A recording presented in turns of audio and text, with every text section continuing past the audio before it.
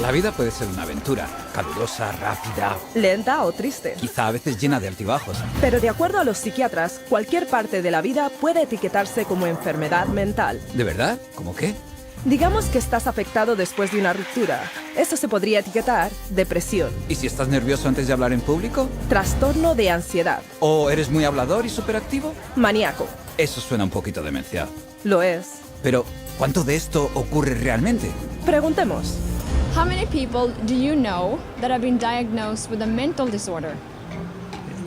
Diagnosed with a mental, God, off the top of my head, maybe one person that I know who's been diagnosed with a mental disorder. Probably just one. So, yeah, maybe 2 or 3 people, maybe in the 3 or 4 range. 4? 4 or 5? Maybe 5. 6 people in the household. 6, 7. 10. A dozen or so. About 20. How about 30? Would definitely be in the hundreds for sure. The total number of people that I know in my lifetime that's been diagnosed with a mental disorder probably fall around the range of 100 to 150, and I'm 23 years old.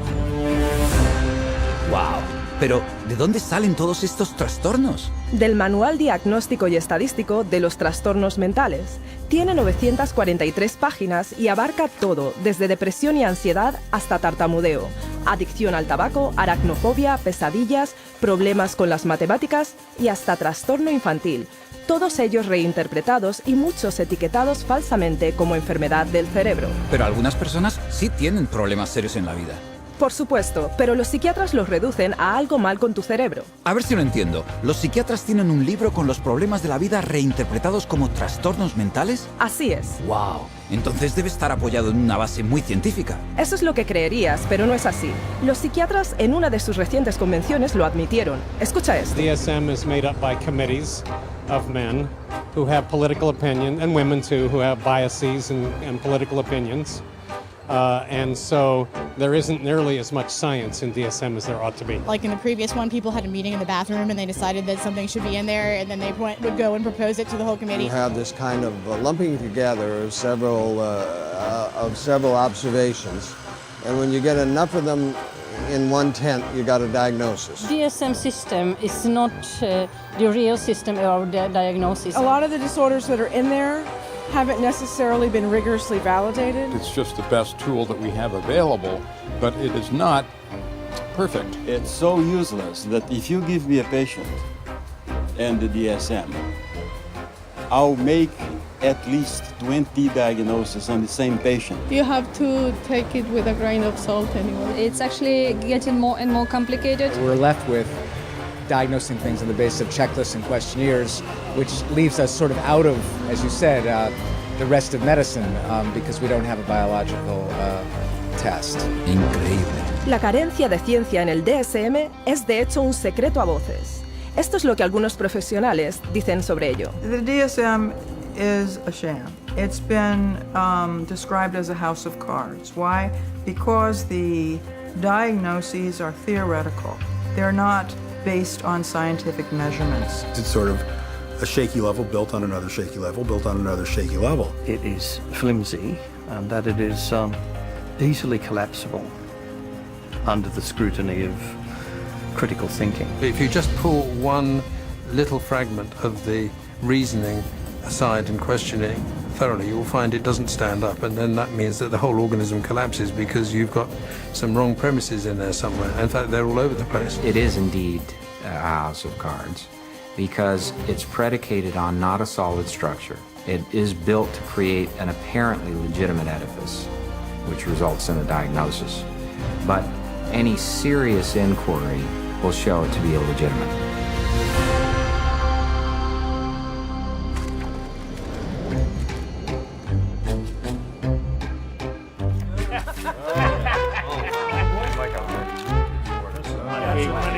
Here, I tell you. With schizophrenia. Entonces, si el DSM no se basa en la ciencia, ¿en qué se basa? Bueno, empezó con un simple deseo de que la psiquiatría y la psicología se aceptaran en la corriente dominante de la medicina. We psychologists have always desperately wanted to be accepted as a real science, as a true science. Now, what the early psychologists did was they looked around and they saw what other scientists were doing and they decided to emulate them. Modern approaches to classifying psychiatric disorders dates from the 19th century. nearly all the clinical concepts we have today originate from that time. Probably the most important of all was a chap called Emil Kraepelin, who worked first of all in Heidelberg and then in Munich. Nunca había oído hablar de él. Emil Kraepelin se conoce como el padre de la clasificación psiquiátrica. Fue la primera persona que clasificó lo que pensó que eran enfermedades biológicas en el cerebro. Estaba la demencia precoz, que se llama ahora esquizofrenia, enfermedad maníaco-depresiva y psicosis paranoide. Todos esos conceptos todavía existen en el DSM hoy en día. ¿Eso es todo? ¿3 trastornos? Sí, solo 3, pero el sistema Kraepelin pronto se hizo muy popular. Escucha esto. Kraepelin's system caught on very quickly, not only in the German-speaking world, but also in the English-speaking world, in the United States and Britain. It caught on because up to that point, nobody had an agreed way of talking about patients. So in the early 1950s, there was compiled Diagnostic and Statistical Manual of Mental Disorders. Now, there are very few statistics in the book. Disorder is used essentially as a euphemism for illness. This is a book which catalogues mental illnesses for which no medical sign has ever been discovered. Este panfleto primitivo tenía 130 páginas y enumeraba 112 trastornos mentales. Pequeño comparado con el DSM actual, pero mucho más grande que cualquier cosa prevista por Kraepelin. ¿Por qué tantos? Porque al definir más y más de la vida como anormal, los psiquiatras podían poner sus manos en una cantidad enorme de dinero del gobierno. ¿Definir la vida? ¿Qué quieres decir? Bueno, cosas como retener el aliento, morderse las uñas, chuparse el dedo, sonambulismo, eficacia pobre, hasta la homosexualidad. Es ridículo. ¿Añadieron todos esos solo para tener gente a la que dar tratamiento? Y más. Luego la segunda versión DSM-2 llegó en 1968 y se expandió a 178 trastornos. Una vez más, para hacerse con todavía más dinero del seguro del gobierno. Para hacer esto internacionalmente, el DSM-2 se escribió para seguir la línea de la Clasificación Internacional de la Enfermedad, el ICD, un libro usado en Europa y en todo el mundo, que aparte de los diagnósticos psiquiátricos, enumera enfermedades médicas reales. Así que, esa es la forma en que los trastornos psiquiátricos fueron aceptados en la corriente dominante de la medicina. Fue un inicio, pero el DSM-2 no era científico, pues estaba muy influenciado no por tests clínicos, sino por las teorías del psicólogo austriaco Sigmund Freud. Entonces, debe de haber un montón de neurosis en ese libro, ¿verdad? Sí, pero no había ningún conocimiento en absoluto de qué las causaba, y ni siquiera buscaron una causa. Inclusion of a disorder in the classification does not require that there be knowledge about its etiology. So in other words, to make a diagnosis, you really don't need to bother with cause and effect. You don't need to know what causes the condition. Espera un momento. Si el DSM no te dice qué causa los trastornos mentales, ¿cómo los descubren los psiquiatras en primer lugar?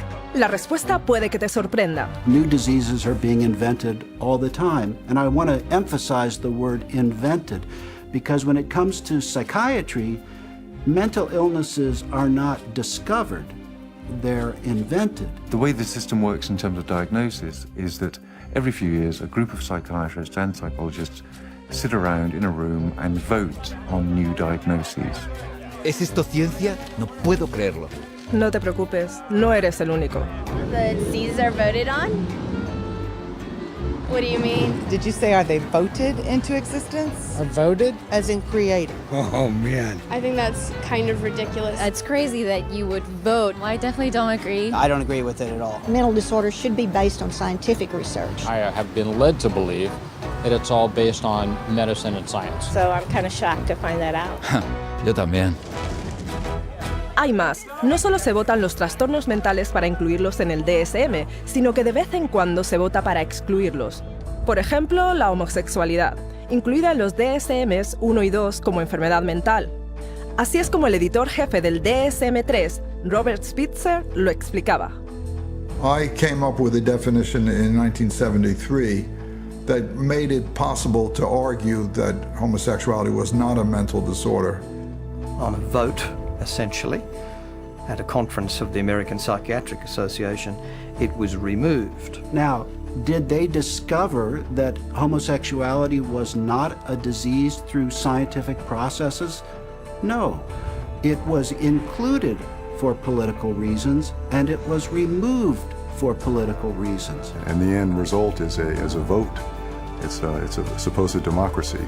So to call it science is a complete fabrication. Así que el DSM es de hecho político, no científico. Así es.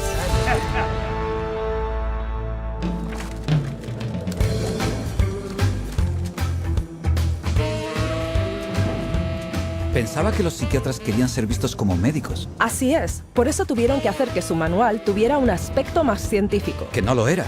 Así que, ¿qué hicieron entonces? Bueno, decidieron que la siguiente edición del DSM iba a ser completamente diferente. Fue una decisión que cambiaría a la psiquiatría para siempre.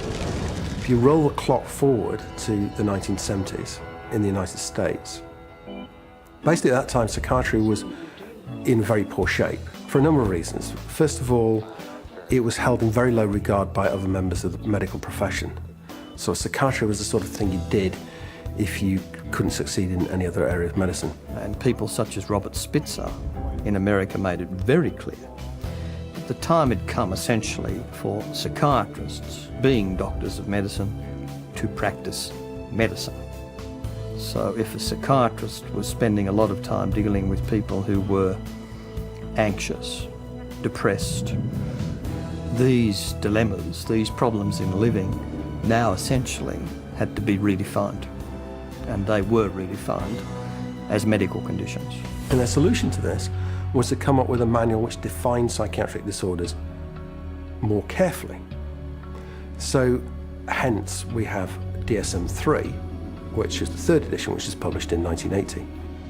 Bajo Spitzer, los psiquiatras que editaban el DSM-3 descartaron la psicología freudiana y decretaron que desde entonces los diagnósticos psiquiátricos fueran puramente biológicos. Así que al final se hicieron científicos.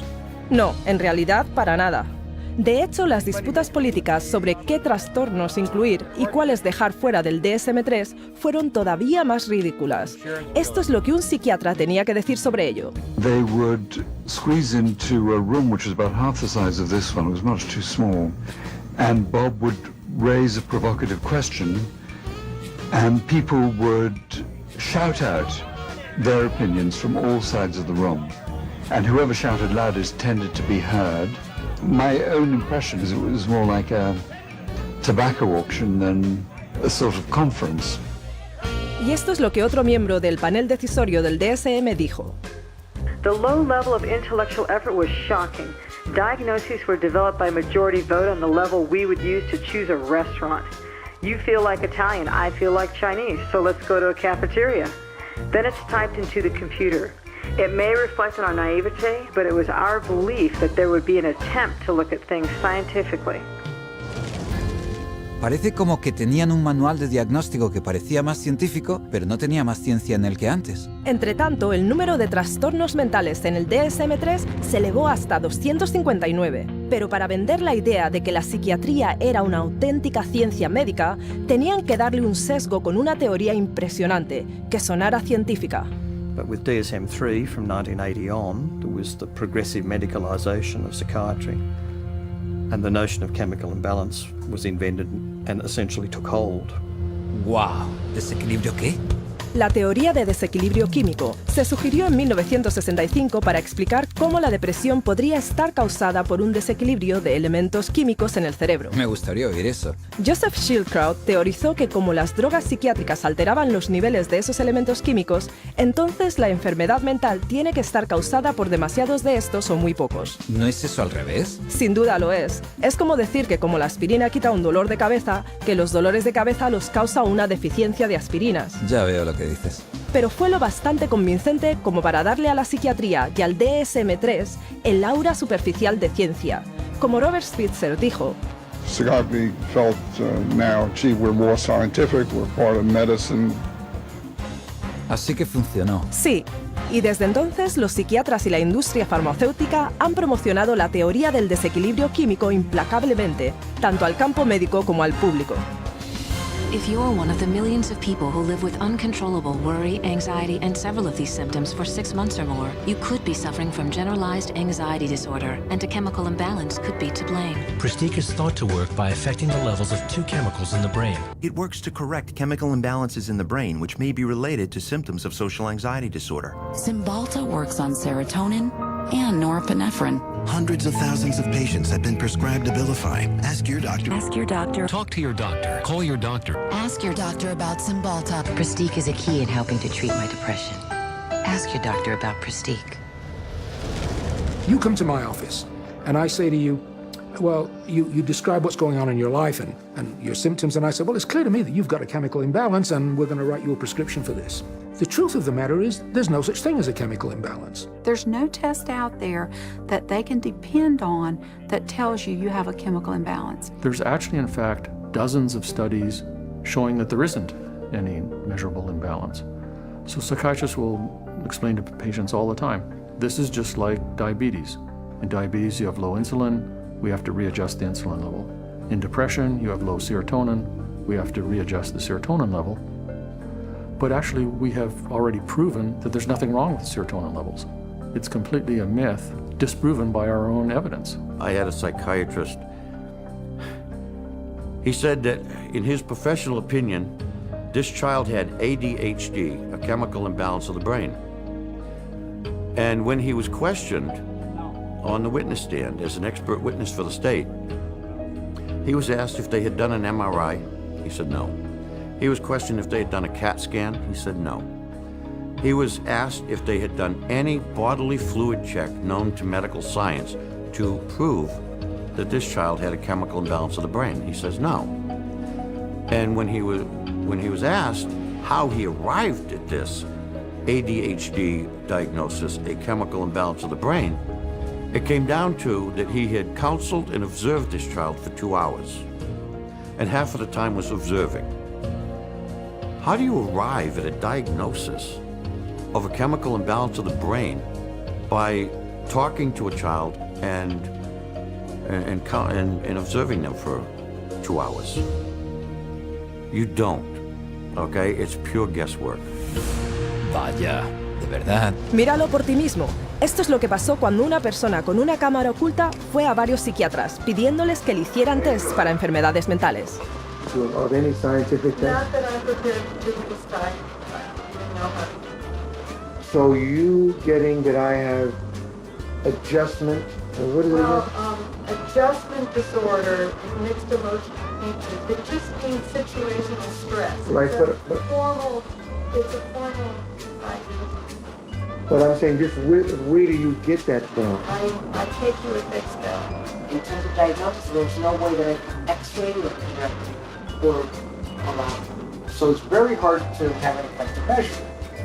Because whatever's going wrong, it's happening in there, and we just can't go in and open up, somebody's skull and scoop something out to measure. Right now, we don't have an X-ray or blood test. That doesn't mean that the diagnosis is not real.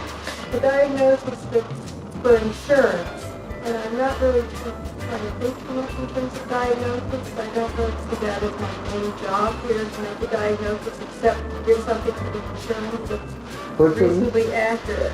But we don't even really know what's going wrong in the book. So all the things that we found were found by accident. Estoy atónito. El diagnóstico psiquiátrico se basa puramente en la opinión individual. Sin importar lo que hagan, están equivocados. La BBC británica hizo incluso un programa sobre esto con 10 voluntarios, 5 considerados normales y 5 diagnosticados anteriormente como enfermos mentales. Fueron observados por 3 expertos a quienes se les pidió determinar quién era quién. Vaya, hombre. Mira esto. We think that it's likely that you've had a history of bipolar disorder. Is that correct? You're wrong. Okay. We've come to the conclusion that at some time you've been diagnosed with a mood disorder. You're wrong. We were wondering whether at some point in your life maybe that you had suffered from a significant psychiatric problem of some kind or other. No. Not at all? You are wrong. All right, okay. 3 wrong diagnoses in a row. After a whole week of observation, the panel have identified just 2 out of 5 disorders. Pues vaya con la ciencia. Tú lo has dicho.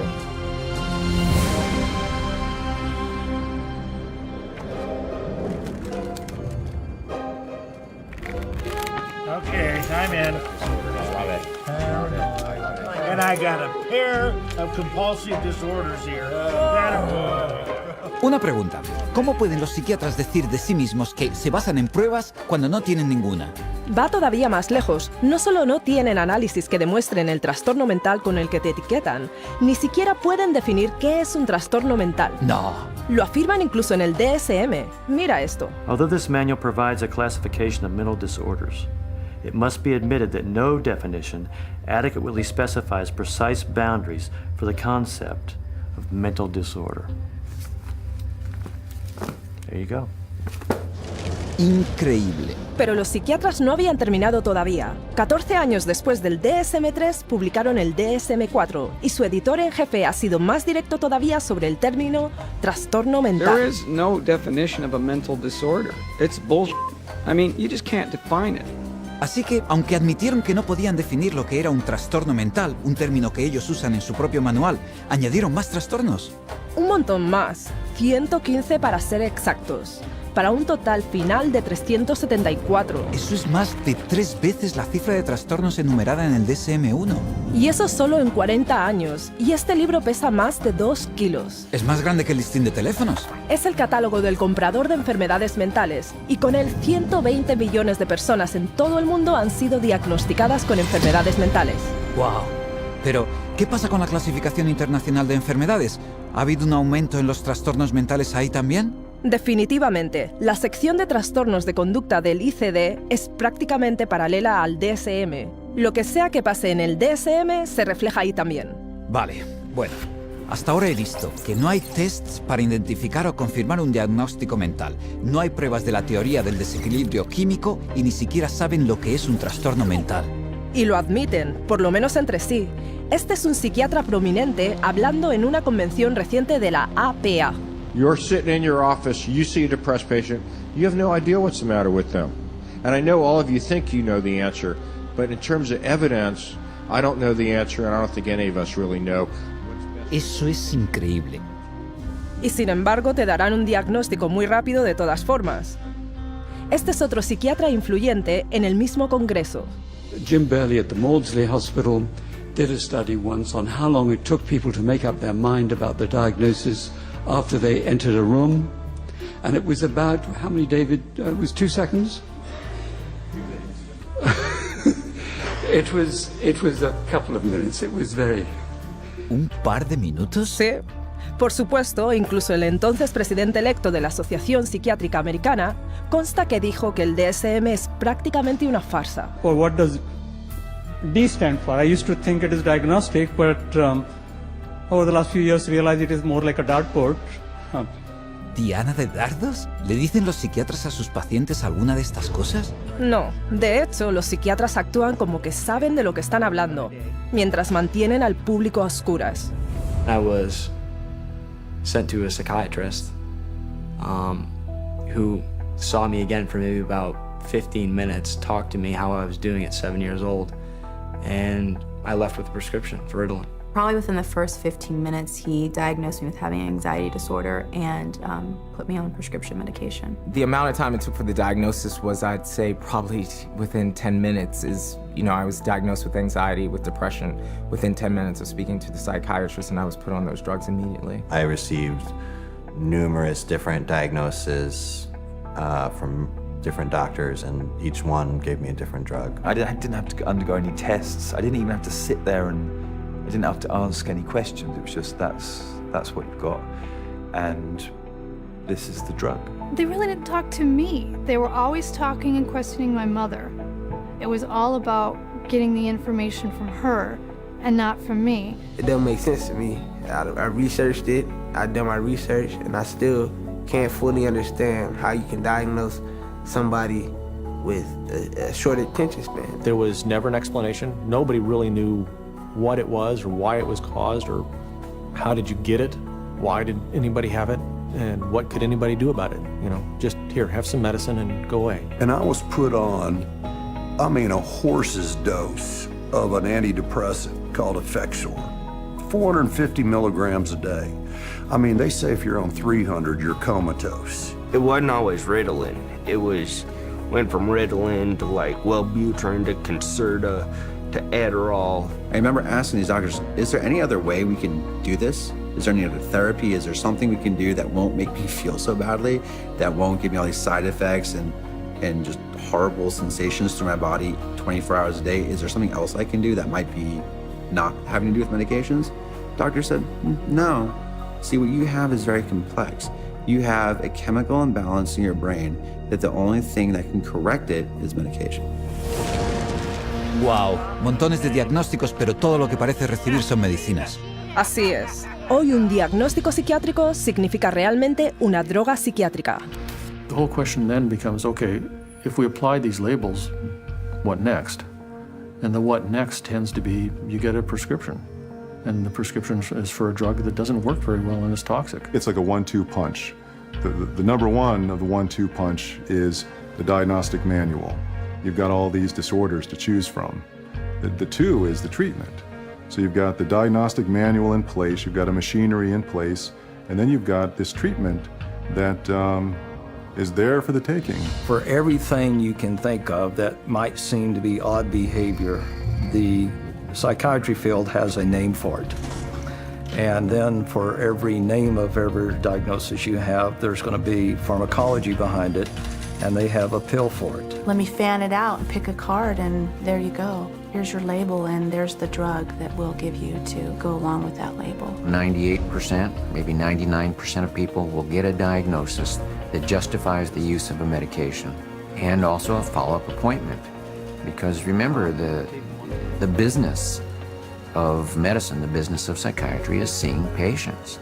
And the psychiatrist that tells a patient they don't have a problem and there's no medicine for that problem doesn't have a very busy practice. And that's sort of the purpose of the DSM-345, to provide a diagnosis that can be given a drug for that patient. It's a quick buck. You don't need to do a physical exam. You put it in the chart, it's done. Prescribe away, lifetime patient. That's what the DSM is for. ¿Están diciendo que el DSM solo está ahí para justificar el tratamiento con la droga? Me temo que sí. ¡Wow!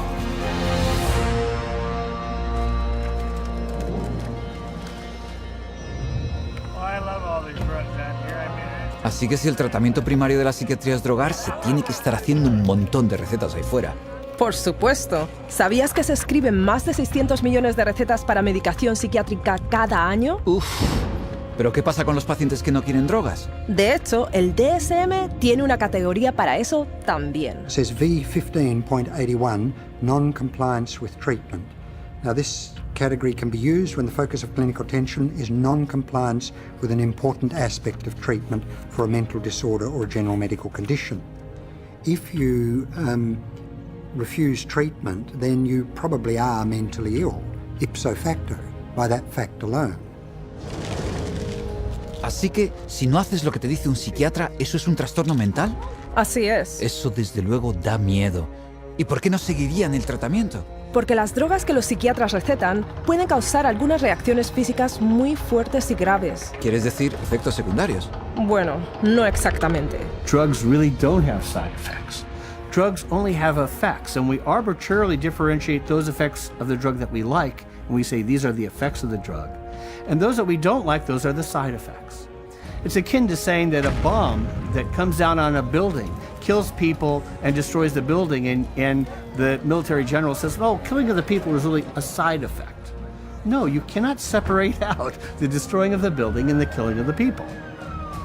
And so these are not side effects, these are direct effects of the drug creating disaster. People think antidepressants are going to make them happy, but it's not what they do. They numb them down, and then in themselves there's a withdrawal state from the antidepressants. They just become like robots, some of them. They're not actually able to experience the whole variety and range of human feelings and emotions and work with them and express with them and share them with others.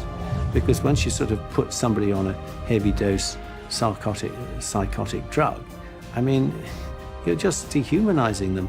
These are very potent, very toxic medicines, cause on themselves diabetes, high cholesterol, cause what's called a metabolic syndrome, truncal obesity, premature hardening of the arteries. They affect the heart and the lungs and the kidneys, and you never know exactly what to expect. Most psychotropic drugs lead to massive weight gain. Some of them, like olanzapine, for example, can lead to weight gains of 25, 30, even 40 kilos in a year or two. And that is serious. One of the side effects is it affects your sexual performance abilities. In people who are on a lot of medication, they're just totally unable to detoxify through their liver, and then other functions of the body shut down one by one. These drugs have on their labels may increase the risk of suicide and homicide in people who take them. Just like a carton of cigarettes tests to say may be hazardous to your health. And there's cases where many people who commit suicide or commit acts of violence are on these medications, which definitely has this type of side effect. You look at the side effect profile is identical to what they're trying to treat, and in some cases worse, and especially in the instance of suicide, then you could see that it's an extremely treacherous area with very, very little actual science behind it. ¿Te lo puedes creer?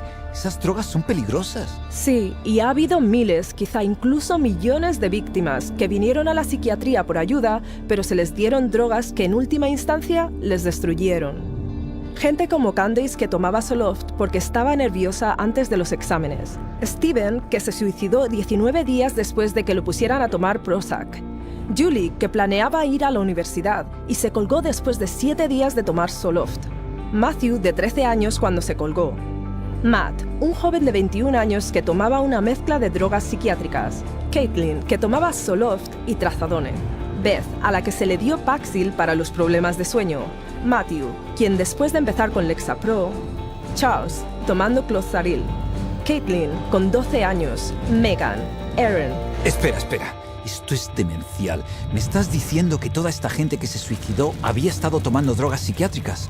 Sí, un estimado de 42.000 muertes al año se han vinculado a drogas psiquiátricas, ya sea por homicidio o por suicidio. Eso es más de 3.000 personas al mes. Tendrían que sacar esas drogas del mercado.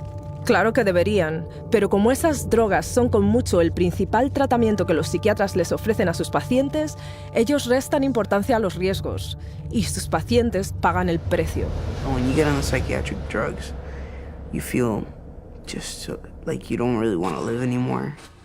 Like, just depressed all the time, and you feel sad. You don't feel like you're in your own skin. It almost feels like you just want to come out of your skin all the time. Get really bad headaches, I'd start shaking. I wouldn't sleep very well, I'd have nightmares. I had started shaking really bad, and it was like uncontrollable, you know? And it's like, I don't understand why I shake so much. It brought on the symptoms that I was trying to escape from, very severe. I'd go through spells where I'd just be completely just dead. There would not be me there. I'd just be standing there and there would be nothing. I think we all have emotions, happy, sad, situational emotions in life, and it didn't allow me to experience them. You don't experience tears, you don't experience a lot of laughter. It just makes life real flatline. I described to a friend of mine as like waking up in a manila folder and it's a cloudy day. Everything is boring, unmemorable, unspecial. It changed me. It changed who I was. It changed the essence of my personality. It just started making me worse. And I got in such bad fights with my brother. I scratched his face up and, stuff like that. I started to experience suicidal ideations almost immediately. And I had never had any feeling like that before. I remember when I was at home one day, I had taken my medication and I thought about killing myself, and I got really scared, so I ran to my brother and I told him, and he just held me and told me not to give up and to just keep trying. And I actually thought that's maybe the one thing that I do have control over, that I could, I could off myself, and I would be out of this roller coaster of an existence. I have been raped. I have been coerced into doing things that I do not care to speak of. But just to put it in perspective, even having experienced that, the experiences in thoughts and loss of self that I had, being put on Prozac was the worst violation I have ever experienced. Estoy mudo de estupefacción. La gente ni siquiera sabe lo que estas drogas están haciendo porque confían en su psiquiatra. No solo eso, estudios recientes han mostrado que sus drogas como los antidepresivos no curan trastornos mejor que una pastilla de azúcar, un placebo. Así que, para recapitular, no solo el DSM proporciona la etiqueta que los psiquiatras te ponen, sino que justifica que te droguen con drogas poderosas que tienen un montón de efectos secundarios y que ni siquiera funcionan. Esto está fastidiado. Definitivamente. Y luego todavía se aferran a la idea de que pueden corregir tu conducta indeseada con sustancias químicas.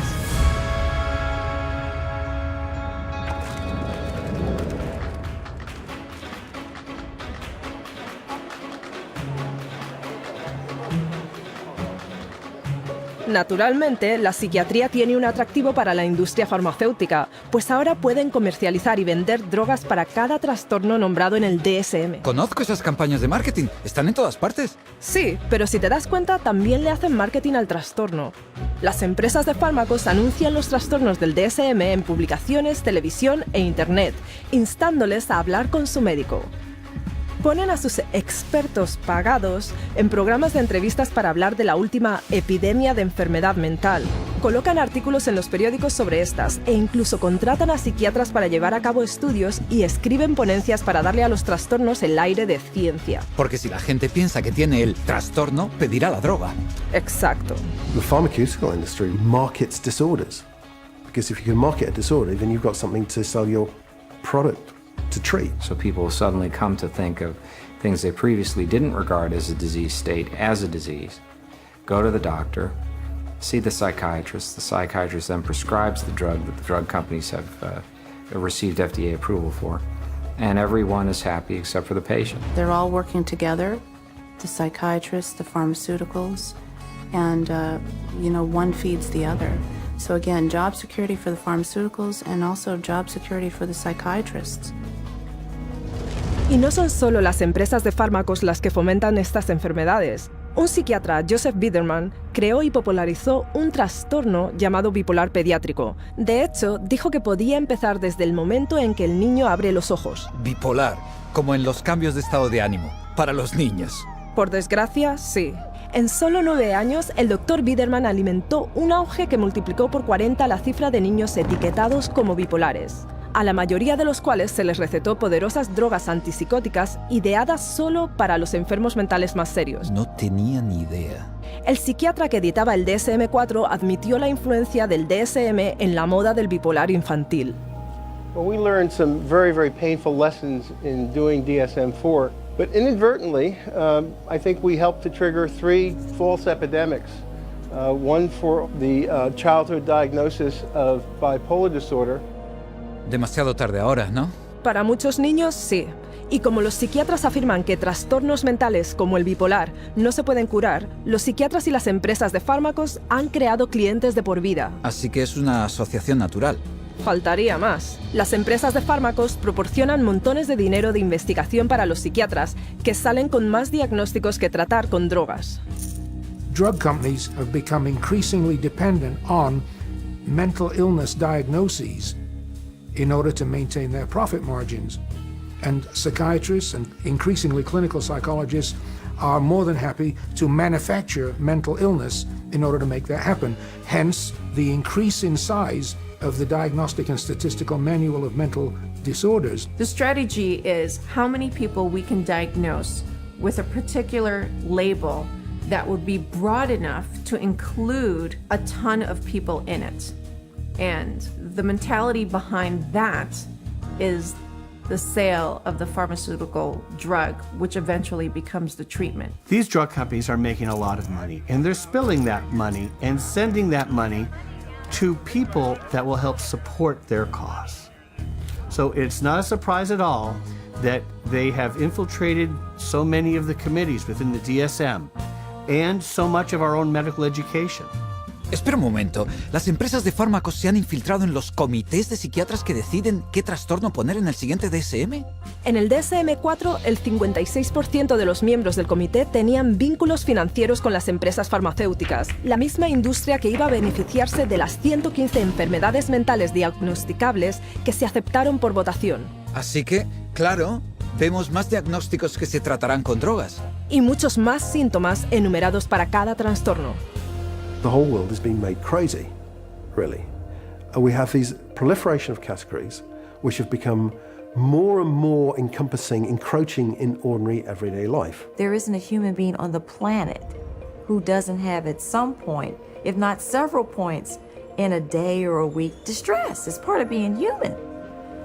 But to say that because you have this distress, that you now are diseased.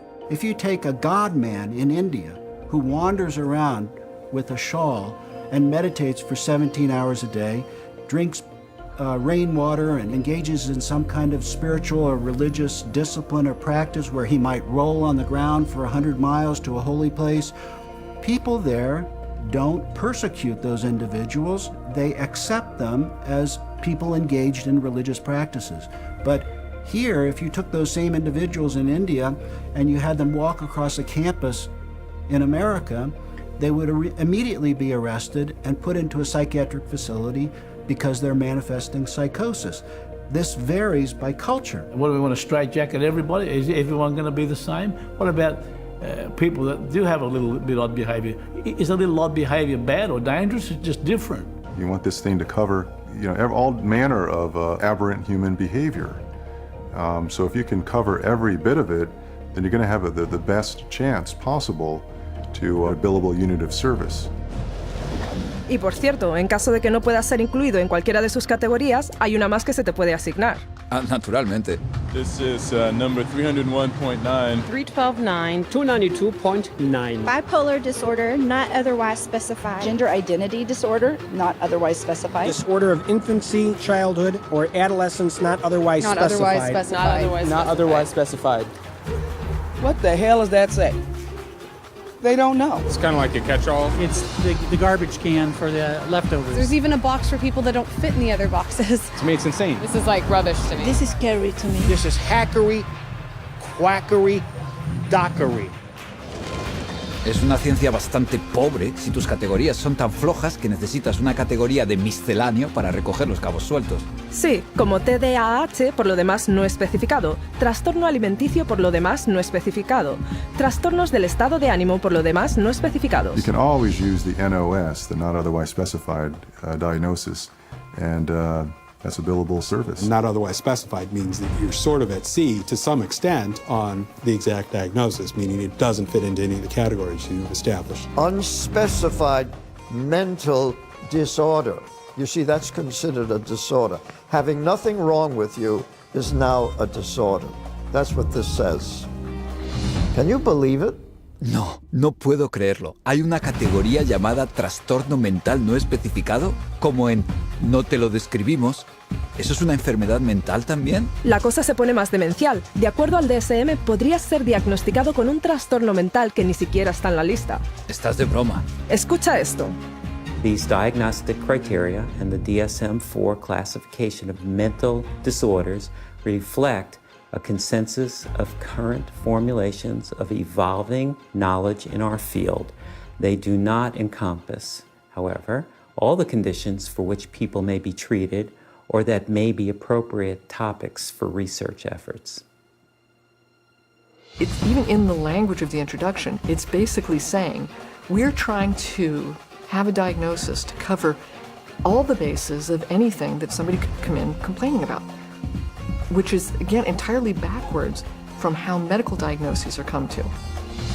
Este DSM no está ni siquiera cerca de la medicina, ¿verdad? Para nada. Es puro marketing.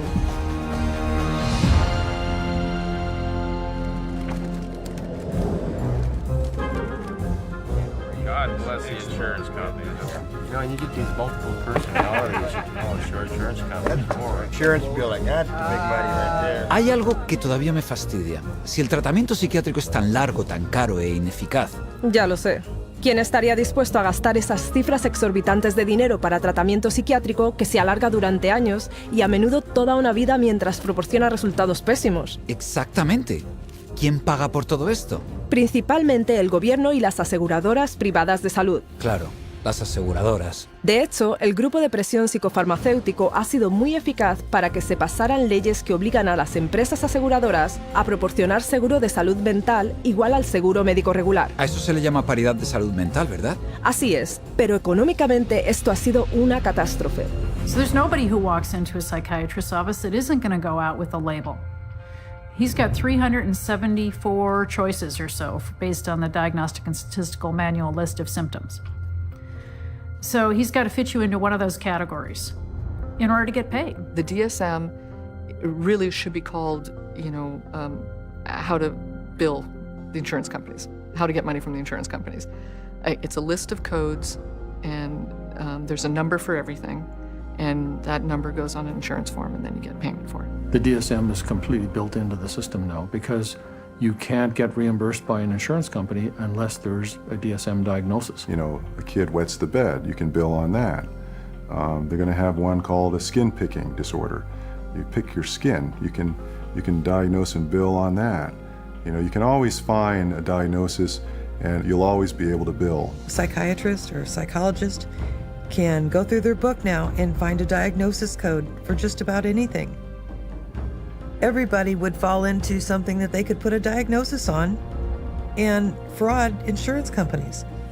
Vaya chanchullo.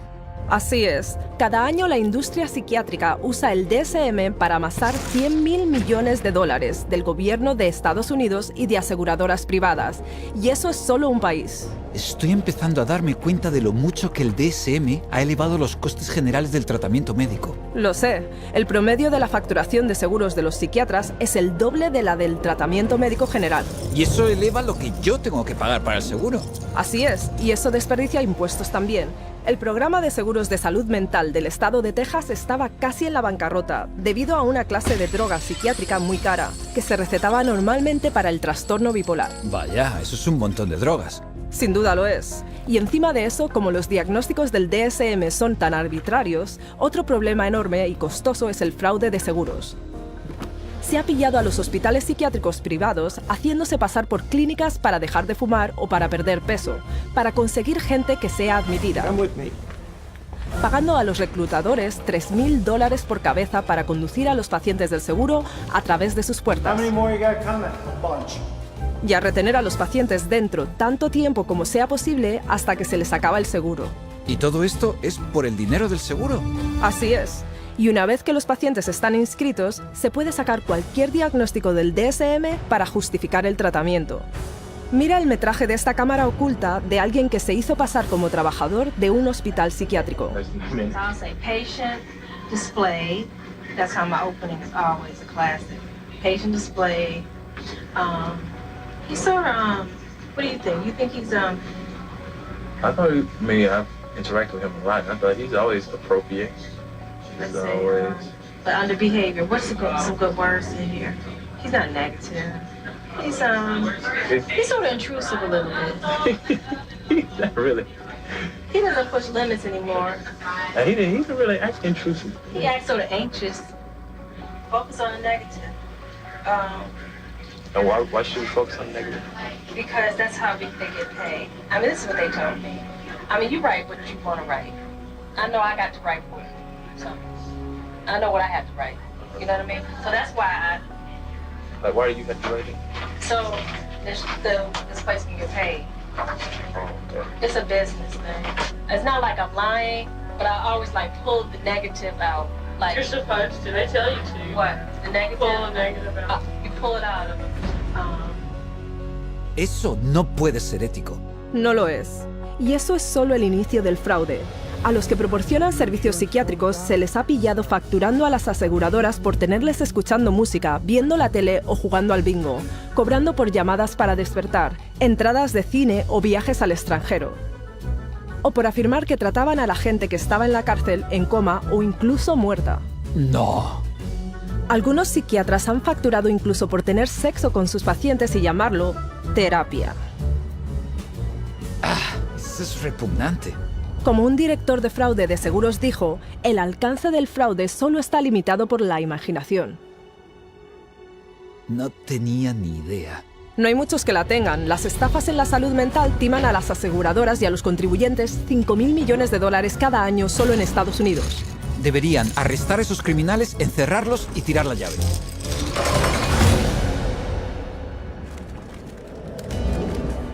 It's the Diagnostic and Statistical Manual of Mental Disorders, the third edition. He mencionado que la psiquiatría ha tenido también mucho éxito usando el DSM para infiltrar nuestro sistema de justicia. ¿Los tribunales también? Sí. The clinical diagnosis of a DSM-4 mental disorder is not sufficient to establish the existence for legal purposes of a mental disorder. That's a very interesting point. Basically, what the authors are saying here is that the material in the DSM has no utility in the courtroom in deciding guilt or innocence. It should not be used in courtrooms as part of the legal process. Espera un momento. ¿No declaraba el DSM que no puede usarse para establecer la existencia de un trastorno mental en un tribunal de justicia? Precisamente. Y sin embargo, se usa todo el tiempo. Sí, es como la alegación de demencia. More specifically, not guilty by reason of insanity. Y las batallas por la custodia, compromisos civiles, tribunal sucesorio. Currently suffer from any type of mental illness that would make her a danger. He leído de psiquiatras ante los tribunales en bandos opuestos, cada uno usando el DSM para reforzar su caso, y cada uno de ellos fue aceptado por el tribunal como testigo experto. There was no evidence, as far as I could see, for psychosis or delusions. Because he's suffering from narcissistic personality disorder and a delusional disorder grandiose. Una contradicción completa. No siempre ha sido así. In the beginning of the 20th century, a psychiatrist in a courtroom would be laughed out of the courtroom by and large. Today, it's commonly accepted testimony as long as it's in accord with the DSM. The danger in using the DSM in a court setting is that you're using a vocabulary that the judge or the jury doesn't fully understand. They are, by concocting these psychobabble words, it makes it seem like there's something there that may not be there. The courts have allowed all this junk science to come into the courts, and they've made case law on it. And once the case law is made, we're stuck with it until it gets overridden. They come in with tests, they come in with their diagnostic categories from the DSM, and they say, we've done tests, we've determined that this person has this numbered malady, and therefore they do. And there's almost no way to pry a judge out of accepting that. When a psychiatrist makes a diagnosis in court, is that the person is sent to a mental institution, deprived of liberty, and we have no idea whether he's guilty or not. Basándose en los diagnósticos del DSM, se interna a alguien en un psiquiátrico cada 40 segundos.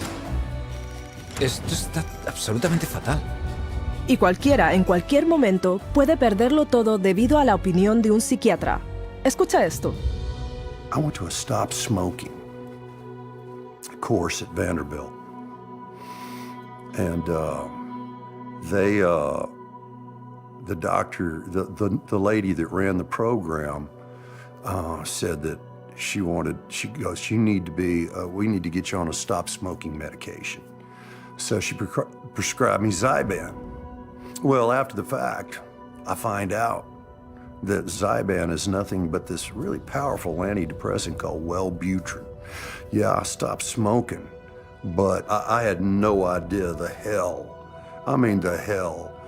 The hell's gates were being opened when I started taking Zyban. I had been clean and sober for 18 years. Just never considered that. But something about that, I started experiencing the craving to drink again, and my life fell apart. Divorce, relapse.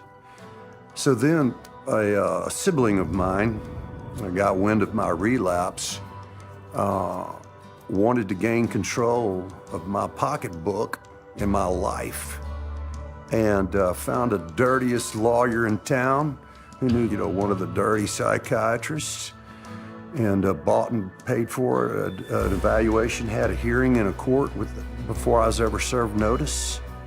And the next thing I know, every right that a human being can possibly have was taken from me. And you have less rights as a conserved person than you do as a criminal. I mean, you are stripped of every right. You can't enter into a contract. You cannot marry. You cannot sue.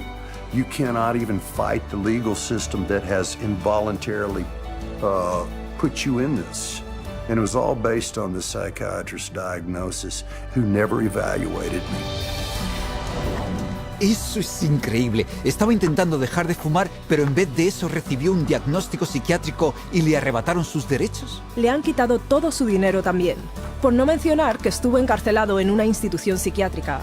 Pero si piensas que lo que los psiquiatras le hacen a los individuos en nuestro sistema judicial es malo, espera cuando veas lo que le hacen a las familias. Children are taken away from parents every day in these juvenile courts because a person with a PhD or an MD after their name comes in and says, I've shown ink blots to a person, and they may be a risk to a child. Just in my little state of Massachusetts here, there are 11,000 children in captivity, taken away from families at any one moment.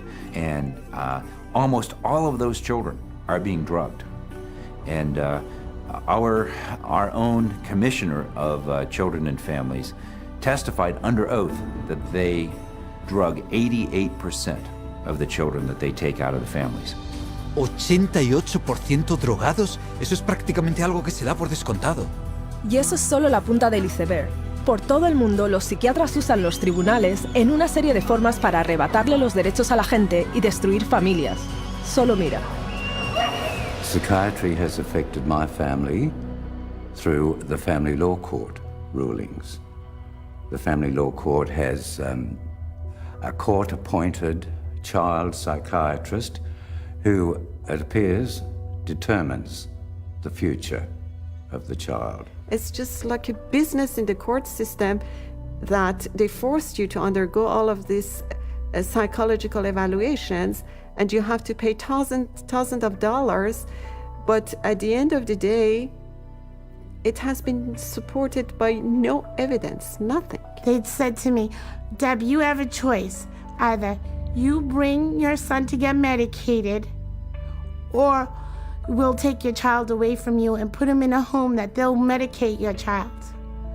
And then good luck. Basically, they were saying, good luck, Deb, to try and get your son back, but you'll get him back medicated anyways. And they put her in hospital, and that's when the psychotropic drugging started with Becky. And at that stage, I had no say over it. They refused to let her go. They would not let my daughter go unless she take medication. This was again a recommendation from the psychiatrist that once my son was radically ripped from his home and literally kidnapped and put in a new home with a perpetrator of domestic violence and of sexual assault, and is where he now lives, this psychiatrist said that he was never to have any counselling and never to see anybody. To have your family just disrupted like that, ripped out from under you, really, your whole life, just gone like that.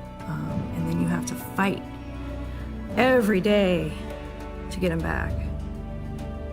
It was very devastating. In some ways, it's worse than a death because it's unresolved and you know what the truth is. And you feel like giving up and not fighting back for that custody of that child, but you can't. Yeah, there's just no justice. Esto es terrible. ¿Están destrozando familias basándose en diagnósticos arbitrarios en los tribunales? Exactamente. So it's unfortunate that the courts have bought into the DSM. It's unfortunate that the whole psychiatric profession is wedded to the DSM. It's unfortunate that the psychiatric profession is in bed with the drug industry, and it's unfortunate that drugs that don't work are the common prescribed drugs for all manner of conditions in children and in adults. It's the wrong way to go.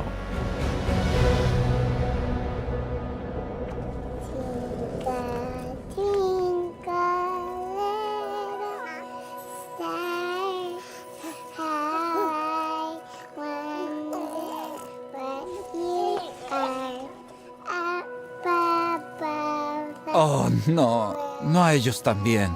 Por desgracia, sí. Los niños son ahora un objetivo de mercado enorme para la psiquiatría. El número de trastornos de la infancia incluidos en el DSM ha ascendido como un cohete desde 3 trastornos en 1952 hasta 44 hoy en día. Eso es 15 veces más. Y aún así, el DSM básicamente admite que no debería diagnosticar a los niños. In early childhood, it may be difficult to distinguish symptoms of attention deficit hyperactivity disorder from age-appropriate behaviors in active children, such as running around or being noisy. We basically don't know the diagnosis from normal childhood. That's what that's saying. Trastorno del déficit de atención e hiperactividad. Así es como los psiquiatras llaman a los niños que no se sientan quietos en clase, se agitan, corren o trepan mucho. Básicamente conducta infantil, ¿verdad? Así es, y 20 millones de niños en todo el mundo han sido etiquetados con algún trastorno mental. Así que, en vez de dejar que los niños sean niños, los psiquiatras les dicen ahora a los padres que sus hijos están enfermos mentalmente y que necesitan drogas psiquiátricas. It used to be that you were on the playground, you'd had the weird kid, you had the shy kid, you had the goof off, you had the hyper kid. You can't have that anymore. Now it's all medical diagnoses. For them to come up with new diseases and new issues and diagnosis in their book, it doesn't correct bad behavior, okay? They can give children all the pills they want. It still doesn't correct bad behavior. The thinking still is, you must fit into this mold. And if you don't fit into this mold, there's something wrong with you. And if you're not the person who designs the mold, too bad for you. A child is labeled and then they're brought to professionals who are trained a very particular way. They're all being trained that if the child fits into this category, then we should consider putting them on Ritalin because that's what they do. That is the protocol. The way the Ritalin will be marketed to the parents is that they will say, this is a drug to calm your child down. What they won't say is that methylphenidate is a form of speed. It's a form of amphetamine, and what we're actually doing is overdosing your child on speed. It's a stimulant. So naturally it's going to increase heart rate, increase blood pressure, and you put a kid out on a football field on a hot summer day, and his risk of having a cardiac event of some sort has just gone up. ¿Sabes? He oído que los estimulantes que se les dan a los niños con problemas de atención son químicamente muy similares a la cocaína. Sí, y tienen un potencial tan elevado de que abusen de ellos que están incluidos por el gobierno de Estados Unidos en la misma categoría que la morfina, el opio y la metanfetamina. Así que, ¿a quién van a drogar los psiquiatras a continuación? ¿A los bebés? Exactamente. Usan lo que llaman clasificación de diagnóstico de 0 a 3 o DC-03. Es como un mini DSM para bebés y niños que empiezan a caminar. Escucha esto. We already targeted our school children with ADHD and bipolar. That's already done. That was done 20 years ago. And we're moving younger with DCO3 to the 0 to 3 age group where they're trying to make popular the idea that it's okay to medicate 0 to 3-year-olds. The idea of a program to determine whether a child from birth to the age of 3 has a mental illness is so preposterous, so absolutely insane, that it's simply an additional part of the insanity that is now extant throughout this country. I cannot think of a program that is more insane than that. How are they going to diagnose a 1-year-old or an infant with a psychological disorder? How do they know? You almost have to ask ourselves if our societies become sick. What are we doing to our fetuses, our infants, our children that would make us need to have psychiatric medications? We're rolling dice with life. We're rolling dice with our children who can't even discuss it with anybody. They have no control. They are the helpless victims, and the ones who are supposed to protect them and care aren't armed with the facts. Si los padres supieran todo esto, estarían furiosos. Ya lo creo, pero cuidado, porque el DSM dice también que podrías contagiarte de la enfermedad psiquiátrica de tus niños. No puedes decir eso en serio. está en el DSM.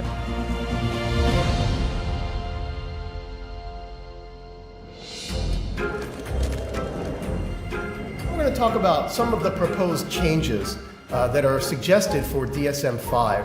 He oído que el DSM-5 es incluso más demencial que el DSM-4. Así es. You've got 374 named diagnoses in DSM. Well, guess what? There's going to be more in DSM-5. Why do we all of a sudden need a fifth DSM-5? Psychiatry wanted to broaden the horizons of mental health problems, of disorders. They wanted to stretch the disorders so it would encompass more. And to do that, they're going to add more diagnoses. We need more diagnoses like we need a hole in the head, really.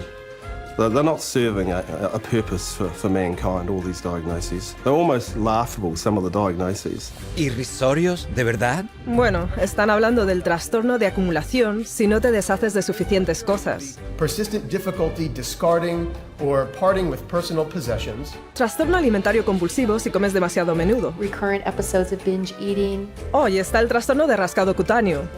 So it's recurrent skin picking resulting in skin lesions. ¿Son esos trastornos mentales? Y para los niños hay un nuevo trastorno que recogerá un número enorme de niños cuyos berrinches no califican todavía como para llamarlos bipolar.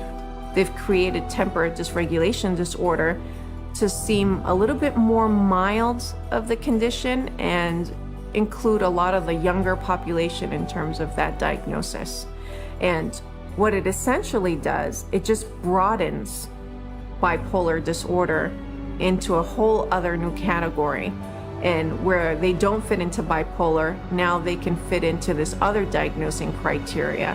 Así que la red se está haciendo cada vez más amplia. Más de lo que crees, están considerando incluso añadir una etiqueta por emplear demasiado tiempo en el ordenador. Internet addiction diagnosis. It's another example of, just taking something going on in the popular culture that's, pretty widespread, and then finding a way to pathologize it. I know people personally that spend 12, 13, 14 hours a day on the internet or social networking groups like Facebook. So there is something going on there. But is it a condition that we need to then label and drug? Absolutely not. Eso es irrisorio. Sí, hasta que consideras que en China el gobierno ya ha establecido clínicas psiquiátricas que tratan a los adolescentes por, entre comillas, uso problemático del ordenador, a veces usando el choque eléctrico para curarles. ¡No! Y si crees que eso es malo, hay una inclusión más en el siguiente DSM que es verdaderamente espeluznante. ¿Se pone peor? Este toma el diagnóstico de la enfermedad mental un paso más allá, síndrome de riesgo de psicosis, conocido más recientemente por el enrevesado título de síndrome de síntomas psicóticos atenuados. Eso es un trabalenguas. Pero, ¿qué significa eso? A really scary thing that's coming on the horizon is to come up with a whole bunch of diagnoses in there that are looking at people who currently are mentally well-adjusted but have a risk of developing a mental illness in the future. They're still thinking they can define well before the symptoms develop the risk of a person developing a major mental disorder without any biochemical, biological or genetic test or any physical test whatsoever. They don't know the cause of a mental illness. They can't treat it, they can't cure it. So how can they launch a preventative campaign for mental illness?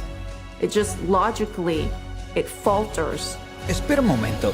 ¿Creen los psiquiatras realmente que pueden predecir un trastorno en algún momento en el futuro? Escuchemos lo que dicen.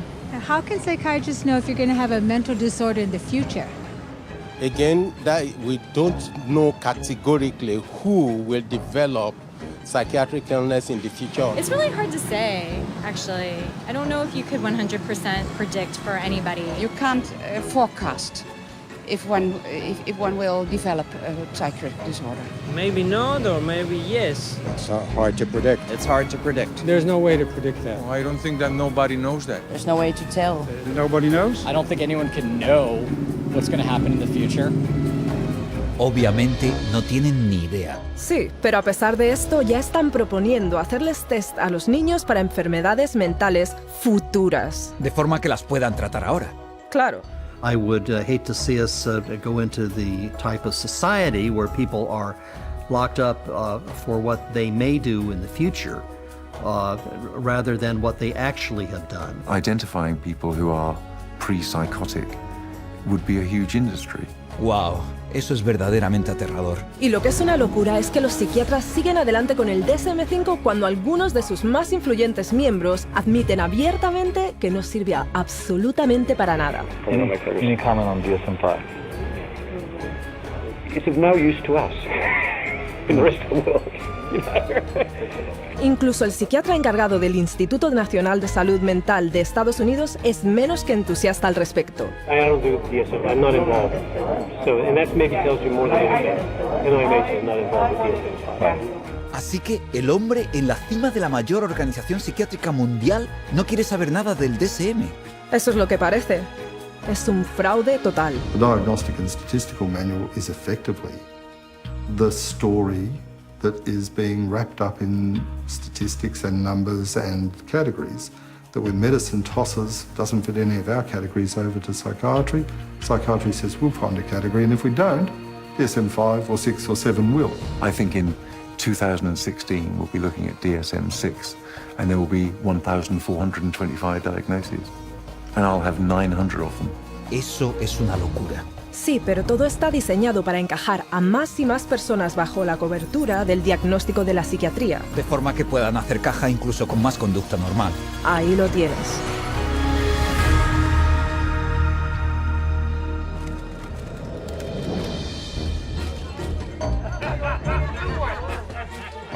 Entonces, si el DSM es tan completamente inútil, ¿por qué los psiquiatras...?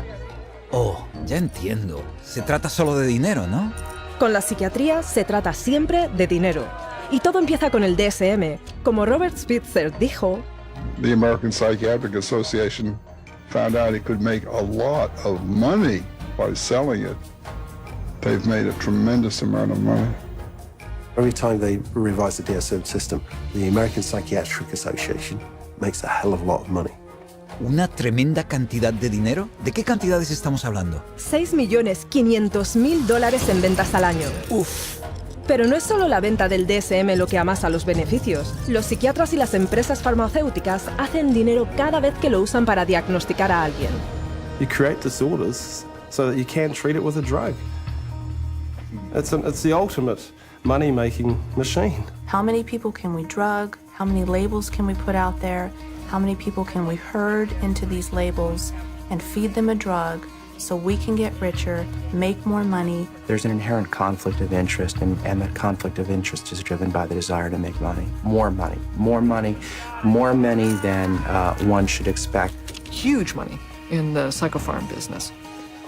If you really did the research on these diagnoses, see that 90% of them or more don't exist. They're not valid. Then that's all of a sudden, all that reimbursement from the insurance companies disappears. So we have to cut the money cord, as well as cutting the DSM cord if we're ever going to really succeed stopping this juggernaut from continuing. Once again, it's follow the money. And you'll get your answer every time. Esto me ha abierto bien los ojos. Vamos a ver. No hay análisis de laboratorio para el así llamado trastorno mental, que los psiquiatras ni siquiera pueden describir en su propio manual. La teoría del desequilibrio químico es totalmente falaz, y aún así las drogas psiquiátricas que supuestamente equilibran las sustancias químicas de tu cerebro se recetan a la gente de todas las edades. Sí, nada menos que $84.000 millones al año, añadiendo un aumento general de $10.000 millones por primas del seguro de salud solo en Estados Unidos. Y lo estamos pagando todos a través de los impuestos del gobierno y facturas del seguro cada vez más altas. Así es, toda la industria psiquiátrica usa el DSM para embolsarse $330.000 millones al año. Eso es casi un tercio de $1 billón. Y sigue aumentando. Está descontrolado. Well, the whole system is now a runaway train, but the DSM is the locomotive. And if you took the locomotive off, eventually the train would stop, because there'd be nothing more pulling it. We're losing the concept of health. Everybody is sick and everybody's got a condition and everybody needs drugs. You're going to end up with a whole society that's going to basically have to be led around by the hand. But who's going to lead them around? Because they're drugging so many of them. In psychiatry, you know in your heart of hearts that you're not really diagnosing. You know in your heart of hearts that you can't really treat what you think might be wrong. And you also know that most of what you're dealing with in the DSM is unprovable and unreliable, not a predictable indicator. So what do you have then? Buena pregunta. Supongo que no tienen nada. Y se le está haciendo daño a la gente. Sí. You're very lucky to go through psychiatry and survive. It really is as simple as that. Only when enough people rip the veneer away and show that it's just nothing more than a Hollywood set is it ever going to fall down. It would be good if all the medical professionals who are really practicing medicine and really trying to help people and based on scientific fact and what they can best do to improve the lives of others, if they would recognize, just be able to look at this fact. It's hard to look at it, but look at this fact and be ethical and be honest and clean up the profession by getting rid of this fraudulent part of it. Psychiatry. Yo no lo habría dicho mejor. Es así de obvio. Tenemos que deshacernos del DSM. Es terrible para la sociedad. Lo sé, a pesar de su base increíblemente inestable, el manual diagnóstico y estadístico ha impactado literalmente cada parte de nuestro mundo. Nuestras escuelas, nuestros gobiernos... Nuestros sistemas judiciales. ¿Y qué hay de los medios de comunicación y el ejército? Estos también. Básicamente toda nuestra sociedad. Y todo ello sin ni una sola persona curada. El DSM es realmente más que solo un castillo de naipes. El manual de diagnóstico y estadístico es el timo psiquiátrico más mortal.